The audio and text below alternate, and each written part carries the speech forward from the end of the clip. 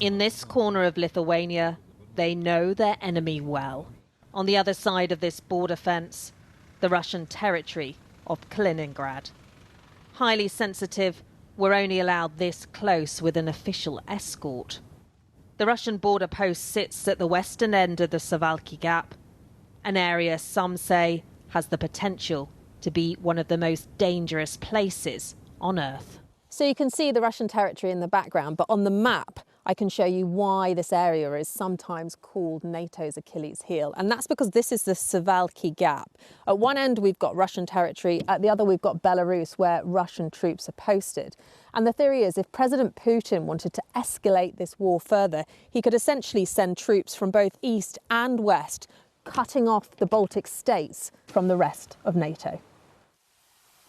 While there's no sign of panic in the sleepy border town of Vištytis, there's also no forgetting Russia houses troops and likely nuclear weapons next door. We hear helicopters, also maybe the tanks shooting. Former military man Vilius is now the town's doctor.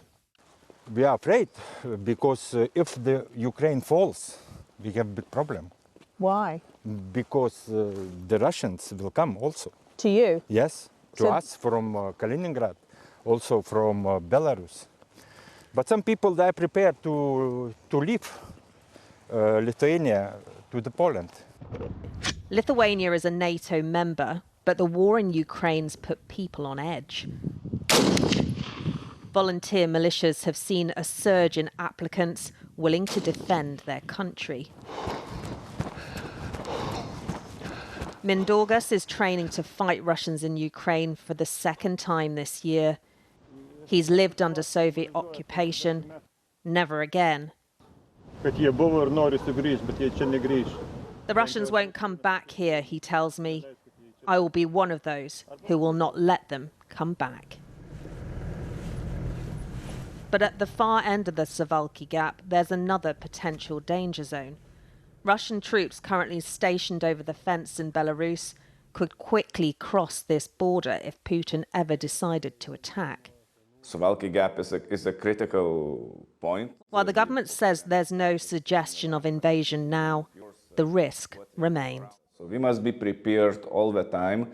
In short term, would say risk and Russian capabilities are lower, but the risk of escalation is higher. And that's why we have to prepare at every moment for something to happen.